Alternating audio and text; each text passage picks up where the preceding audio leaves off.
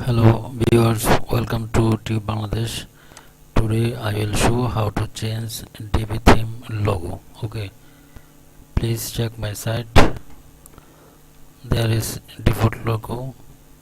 I will show how to change this logo. So here is my dashboard. Please check my theme. This is divi theme.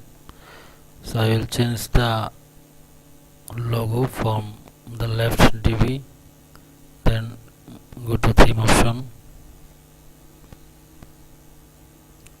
click in the general and the first section logo, upload a logo, upload file, select logo as you wish, then set as logo, scroll down,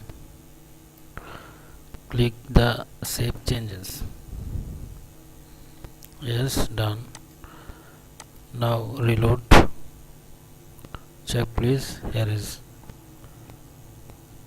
is logo edit. Okay, so thanks for watch this video. I think it will helpful for you. Bye.